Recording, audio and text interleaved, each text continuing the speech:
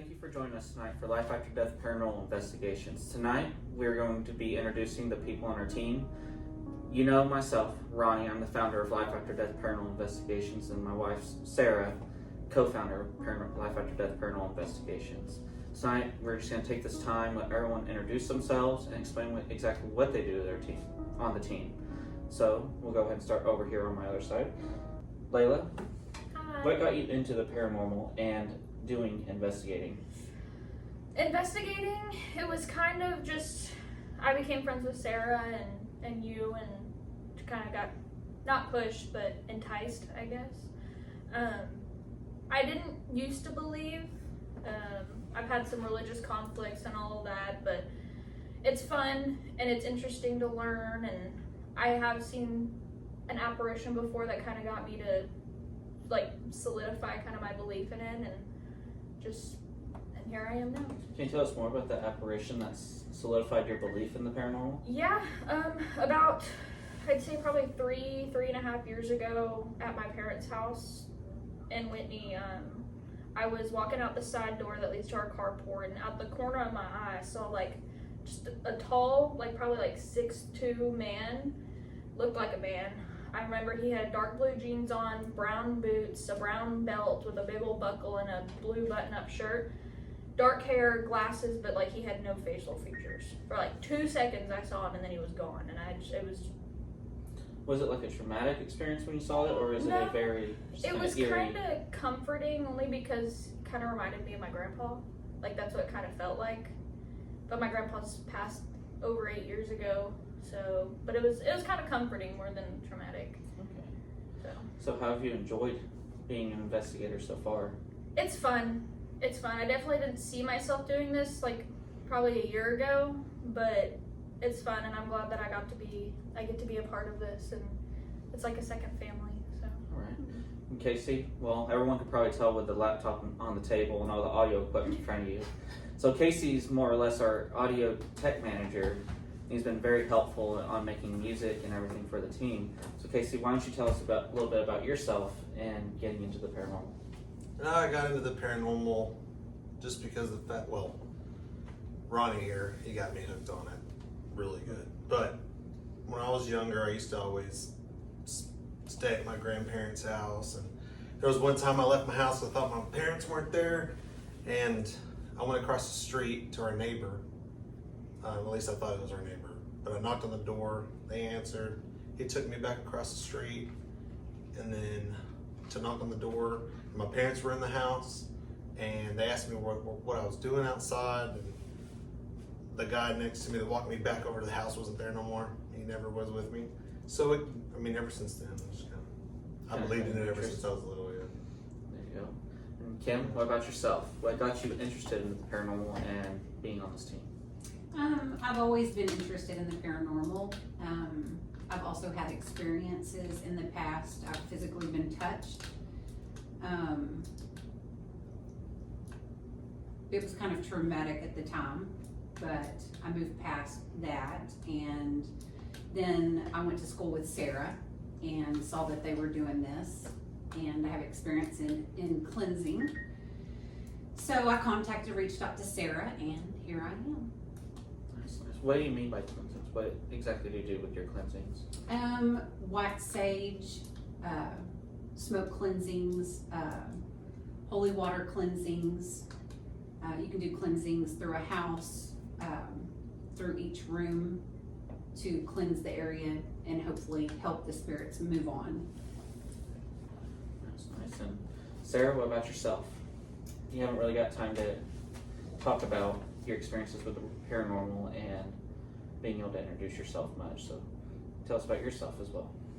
So when I was younger, I always felt the feeling of being watched, but I never really chalked it up to something paranormal. And then when I met Ronnie, he told me how he does his paranormal investigating stuff, and I thought it was interesting, but at the time I did not want to be a part of it, because I was always kind of like, if there is something going on, like spirits or paranormal happening, I just was like, stay where you are and I'll stay where I am. But the more I grew with you, learning from you helped me to understand that it's okay if you have an interest in it. And so when I went to Orvis Vault with you, that was the first time for sure something solidified that there's things that happen that you can't explain. And being married to you and also learning from you helps me understand that it's okay to not understand, if that makes sense at all. Mm-hmm. And then meeting other people who have situations with the paranormal help me to feel whole in a way, because knowing I'm not alone. But yeah, and then there's been other things that have happened being married to you, because you're a haunted object yourself. So yeah, he told me that when we met, so kind of knew I was getting into. And then starting this group we decided to do, and it's interesting and it's fun, and like Layla said, it's a second family, so it's really a good time.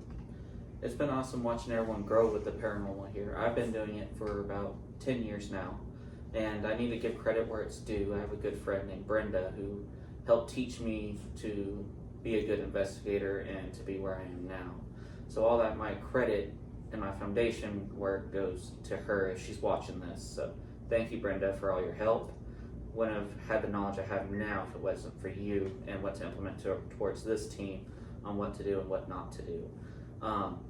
So everyone's been growing here and learning new equipment. What brings us to talk about next is going to be investigations we've had on the team so far. So what has been some of y'all's best experiences so far investigating? I've really enjoyed Haunted Hill House Manor. That has probably been one of my favorites, because it was the first time that us as a team, we didn't film it by the way at the time, guys, so that's why there's not anything on it, for us to really understand where each other stands on the paranormal, but also what each person experiences. That's very unique and different, because you think everybody's going to experience the same thing. They do not. And spirits are attracted to different people and their energies, so it's really cool to see how people what they can attract. Does that make sense? Yeah. And grow and learn from it. So that's one of my favorites, but my favorite things captured was the shadow at the Hill College. So jealous I've yet to capture one myself for 10 years. You got the first one. What about you, Layla? For me, it's probably Hill House, just because that's where I got Hill House Manor, correct? Hill House Manor, yes, in Gainesville, yes. Because I got touched. Am I allowed to talk about that? Like, yes. All that? Okay, so there's like a known ghost cat that they've had pictures of and all that, and I didn't know about it at the time, but when we went in and we started our investigation, we were in the well room, and I was getting really like dry-eyed, like burning and like stuffed up, and I'm allergic to cats, so it was weird. And then I found out about the ghost cat, and I was like, well, that just solidifies it. And then I had rolled up my jeans, and I had like it looked like really tiny claw marks on my knee that welted up like an allergic reaction. And that was really neat. And then when me and Ronnie, later in the night, we had went into the murder room, and there's a known like violent spirit named Mark, and Ronnie, he was agitating that spirit, and he was yelling at it, and I sat in his chair, which is his chair. He doesn't like when people sat in. When Ronnie was talking to him and telling him like, get her out of your chair, I know you don't like her in the chair, and I just felt like somebody was gripping my forearms and trying to pull me out of that chair. It hurt. There was no markings or anything, but I remember you being like, something's pulling me up. Yeah. And that was crazy. I really enjoyed Hill College, just because it's also just a neat building, a lot of history. To be honest, my favorite part of all the investigating is finding a lot of the history, just because you learn so much about the areas and even just the land that the buildings are built on. It's really neat. It's a very important part of the investigation too. Yes. Yeah. And it's interesting to hear about the people who were involved in the history, the people who built the buildings, or people who Exactly. lived there. Exactly, yeah. And so yeah, and that was just a lot of really cool experiences. So. What about you, Casey? Man, when you first got me started on the hunting, back whenever I was with you, before. I would say the Orvis Vault in Calvary was a good one. Mhm. The Orvis Vault was You caught some mist intense. out I there. caught some miss out there twice. We caught EVPs, don't go, stuff like that. It was nice, and that got me hooked for the most part. That was good. I'm jealous of the college, I Is am that too. it? Maybe we Got to can it? go back. so that one's to be continued because we'll have video next time. Just here More for that piano key. Yeah. Yes. 100-year-old piano. Nobody was around it. That was trippy. That But was you true. got to enjoy investigating another part of it. By the way, Yes. a big shout out to Texas Through Time for Yes. giving us our big start with the historic junior college, and then most recently the fossil museum. But we And- will not tell y'all much in this because We'll share a couple of our That's true. experiences, but they have to see the evidence first before we release it. Did you enjoy your first it was a investigation good with one. us? Yeah. We started getting sleepy around 3 o'clock, And then and then boom, we're all awake, wanting to run out of that place. But we didn't. We stayed. The one thing I wish we caught at the junior college would have been the shadow we saw. Yeah, at we the saw that exact same shadow. time. at the corner of my eye, so And she's yeah, like, we saw it I was really like, close. I "Oh." was like, "Did you see that?" She's like, "I saw that." I was like, "Oh, I wish I had my camera rolling." That was pretty cool. Yeah. What about you, Kim, for your first investigation? Well, Texas Through Time was my first investigation. I definitely jumped in and got my feet wet with that one. Like we said, we can't say much about it. I believe we're releasing the evidence tomorrow. No, Sunday. Sunday. So definitely stay up to date with us. It's going to be interesting. So, on top of the evidence portion, what are some of the things that you would recommend for people if they're wanting to get into the paranormal? Knowing what y'all know now, what are some things you would tell people before they get started with it or thinking about getting into it? I would say contact someone you trust and know who does it to learn from them. That would be the best thing to me. And the equipment to start out with were like EVP, electronic voice phenomenon device, and then also a camera.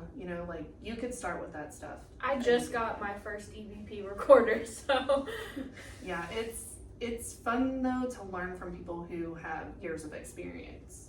That's what I would say. A local group or something like And that. I gotta testify to that because when I started out, I thought just because you see the shows, you have to have all the nice gadgets that you see on TV.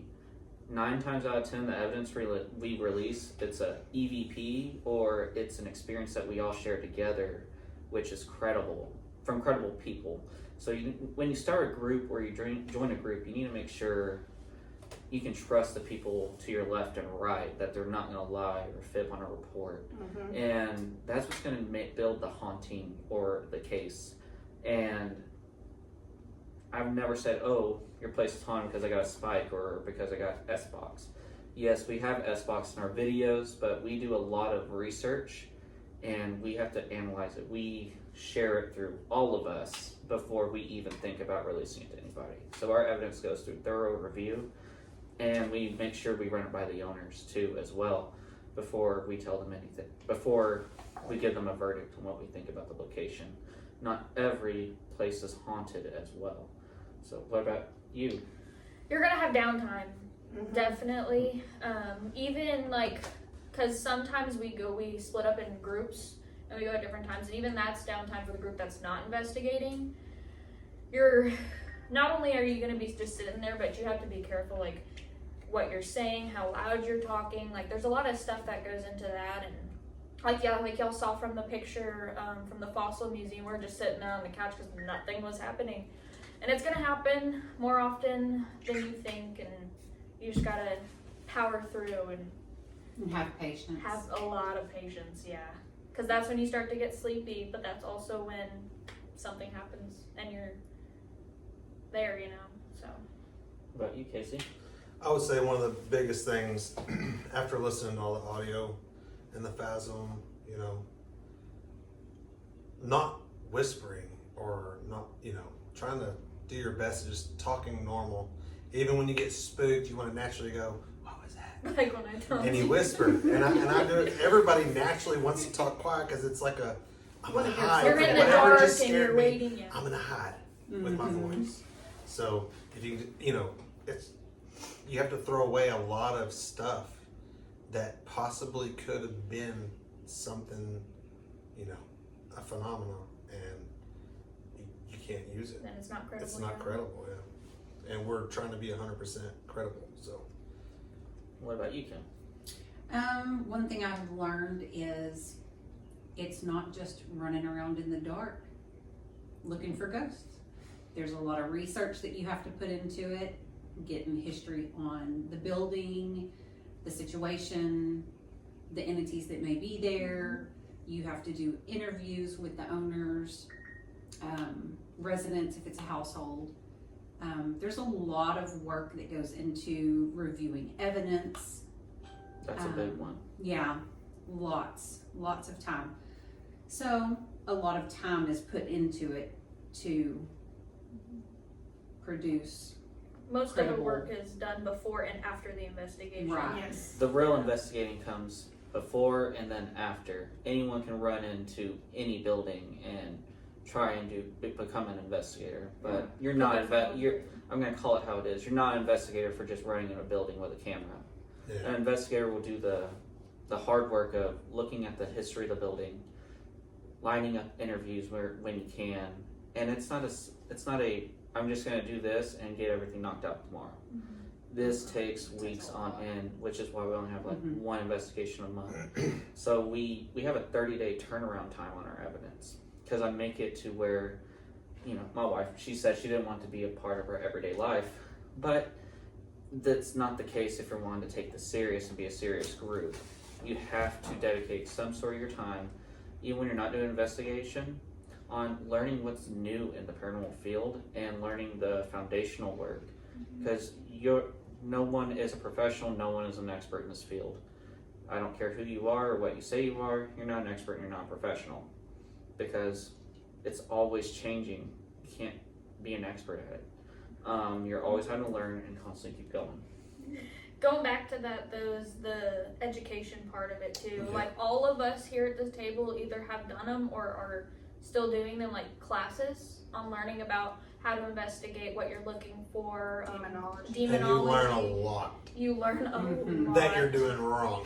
And what's cool- But even past the classes, like going and even researching other people who've done it even longer than Ronnie has, and learning from them. I mean, it's a constant learning situation, just like you are in your regular job.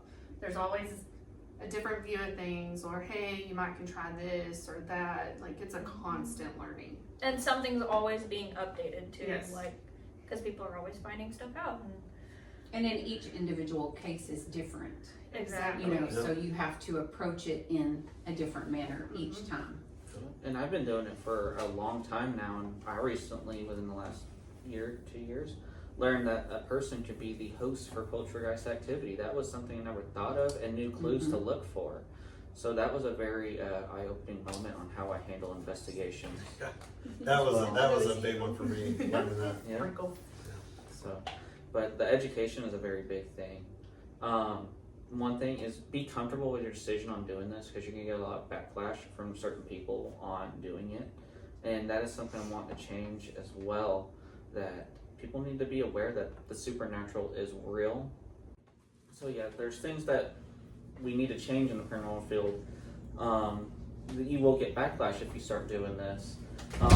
When I talk about backlash, the people associate the paranormal a lot with the occult and with it being a form of just very dark, which is not the case. There's a difference between being an occult and then being a paranormal investigator, and it's just a very hard topic for some people, and that's what we're trying to change. And there's someone on our team as well, including myself. I've had my conflicts with doing the investigation. So Layla, what are some of yours? Yeah, me too. I used to think, kind of still do, I'm still bordering that like spirits are demons. In the Bible it says all of this stuff, and it's just slowly I'm working towards it, and I'm trying to be more open-minded about it. But it's really just research and talking with like-minded people, but it doesn't stop me from helping gathering evidence and helping my team, you know, and all that stuff. So, because I would get really heated about some things, and you can ask Sarah. But No, and I've had the same conflicts as well. Me too. And then there's other studies that point, you know, there are times where energy can be reserved, and that brings us to like the stone tape theory on energy being stored. With that's still a paranormal event. It's a repeat of time. It's not necessarily a spirit. It's just you're watching a movie replay over again constantly. And there was someone I talked to not too long ago about it. You know, investigators are good, depending on obviously the team you come in contact with. As the families that need help, where people don't want to listen to them, or they're going to say it's all demonic.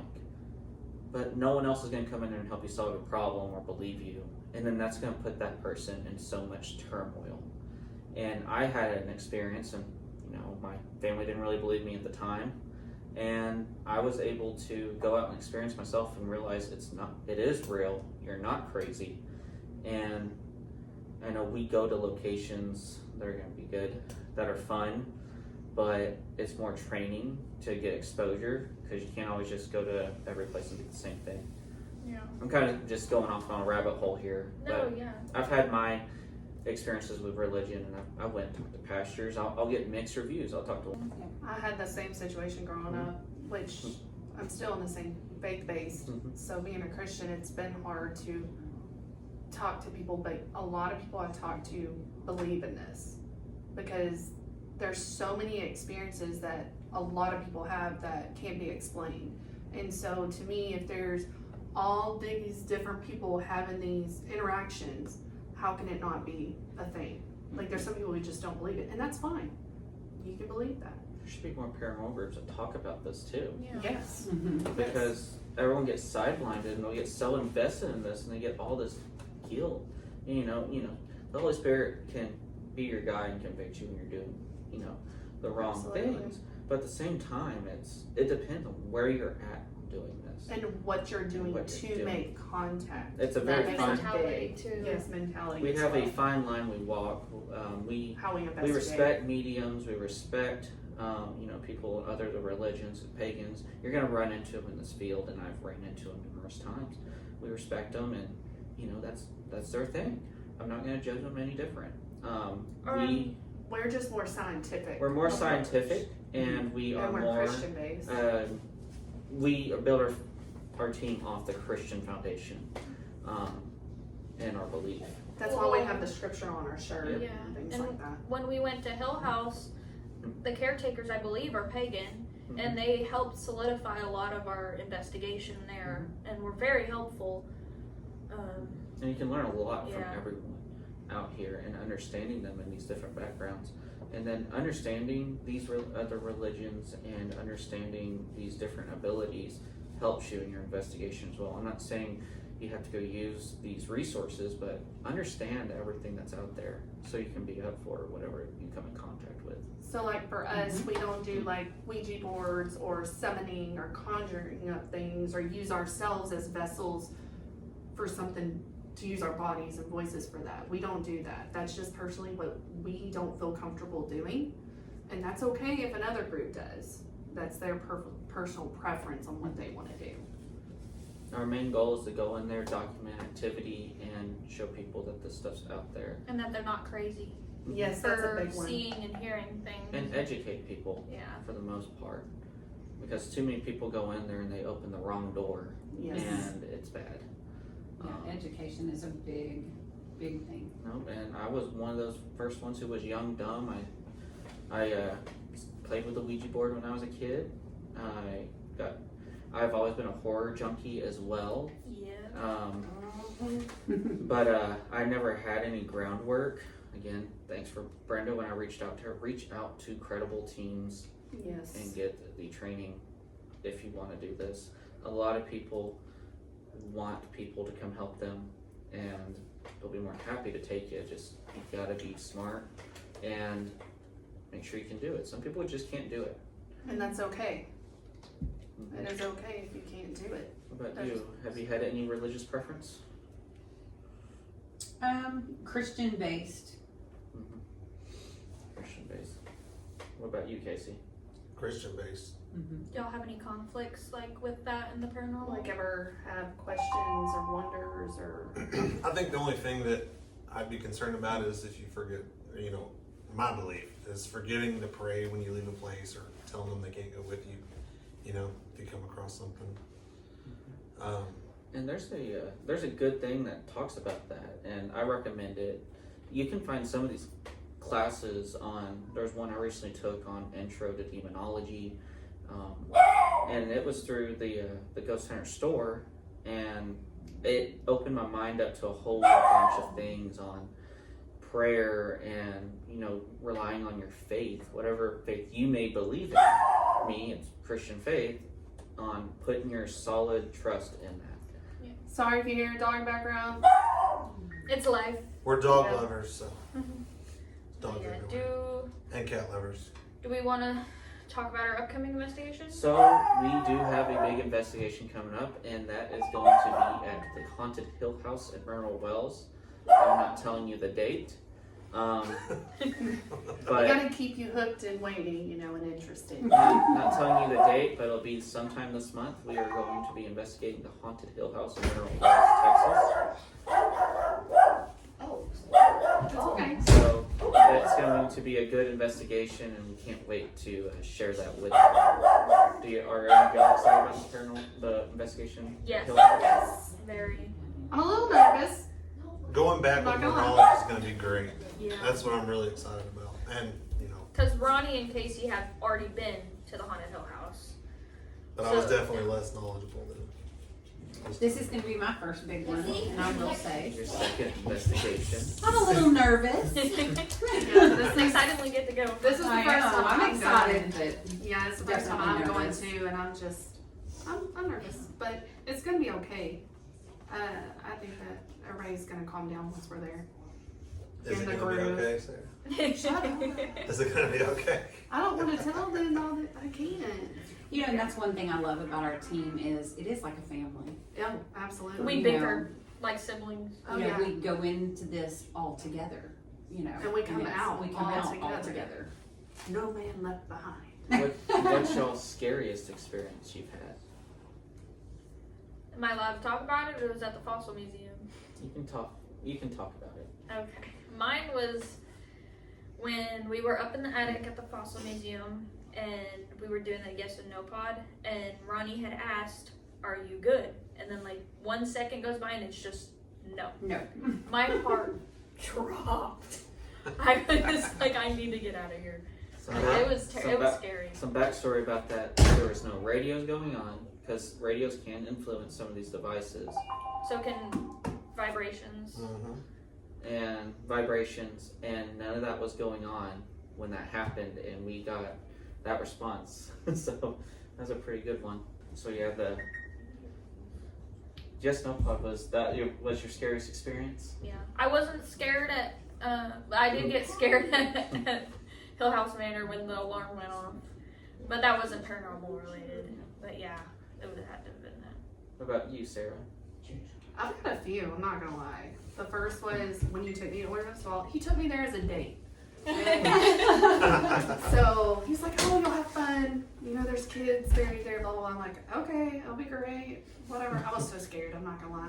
And we got there, and after an investigation, we were headed home, and we said, "Thank you for letting us visit, but y'all have to stay here. You can't follow us." As we were leaving, I told Ronnie, I remember, I was like, "I'm not alone. Like, I don't feel alone. Like, I feel different." And he's like, "Oh, it's just probably a paranormal hangover because they use your energy to communicate, so you're really tired and just on alert and stuff when you leave the location." And a few days went by, and all of a sudden, down our small hallway, we would hear running and footsteps and stuff, and we would look. My son would be in his room, and so that was strange. And then I was browning meat one night, and I heard a little kid giggle behind me. My son was not in the kitchen. He was in his room, and I just ignored it, told Ronnie about it, and he's like, "Okay." I don't think he thought too much into it. And then a few days went by, would hear the footsteps and stuff, and then in my son's room, his closet door, you literally hear the knob click like someone was turning it, and it just slowly came open. And I was like, I'm done. This is too much. I knew this is not good. And so Ronnie had made communication with it, found out it lacked meat, and it was the little boy from the cemetery, because Orva's Vault is in a cemetery. And then he asked if it wanted to cross over, and said no, and he goes, okay, I command you to leave, because at that point he's like, we don't know what we're dealing with. So a few days went by, some stuff happened, and then it was gone. Every once in a while it visits at the exact same time every year when we went there. It'll come, something will happen, something will happen and it goes away. And then, I'm trying to think of the bang during the yes, no pod was, yeah, that was So intense. loud. Yeah, I have to agree on that one. Yeah. That one was pretty intense. Really, the junior college didn't freak me out.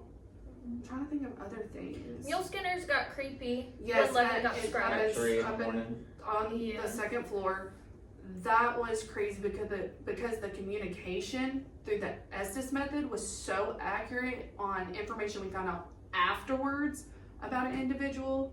He used to go there all the time and everything like that. Like, it was intense, very intense. But Yeah. really, those are about the scariest things. What do you think? What about you? Man, the banging behind my back up there in the darkness in the attic. Kim's was And there's funny. nothing I can do about it. Yeah, flashlight. Funny story is there was a bang and Casey goes, oh, that was behind you, and then Layla goes, nope, that was behind you, and he goes, oh, shut your mouth. Yeah. And then Ronnie's like, we ain't going nowhere. Yeah, because I was ready to go, and We he's were like, all no, we're fixing to staying. leave. What about you, Kim? I would have to say the bang in the attic, it got me. It shook the It was floor. almost Yeah, an the extra really, close really kind of low. moment. Yeah. I think at one point your hand was like this. Mhm. Yeah, that's in the camera too. It's in the camera shot. You're So like, show your hand. It's shaking. Uh-huh. So, You yeah. can't have flashlights around Kim. Those will scare her. And we Yeah, will Ronnie- have a blooper reel for Yes, all of we're this. definitely. We were walking through where they processed the fossils back there in their workroom. Ronnie was in the lead, and then Casey was filming, and then it was Sarah, And then you. and then No, Jenna. You. No, it was And you, me. Sarah, Jenna. Yeah. Well, Ronnie drops his flashlight. I literally thought something had grabbed me. I screamed at the top of my lungs. And then Casey thought it was Ronnie. thought it was I thought it was Ronnie Ronnie because screaming. I heard him scream getting tased.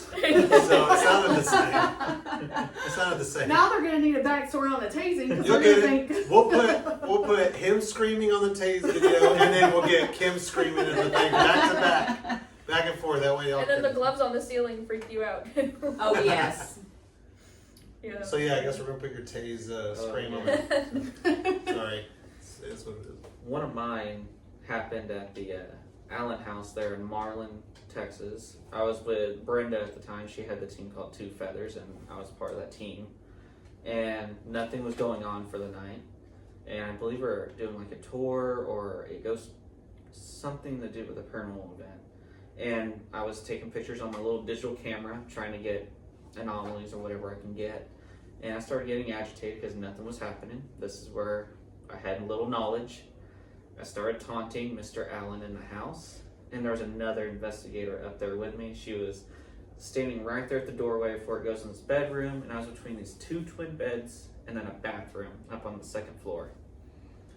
And then I felt something rush me, like someone wanted to fight, and then I felt the breath on my neck and a male voice go, here, because it responded to my challenge, and that was first time and last time I ever really challenged anything to that extreme, unless something happened to me first. Then I hauled butt down the stairs, and I was scared to go up there.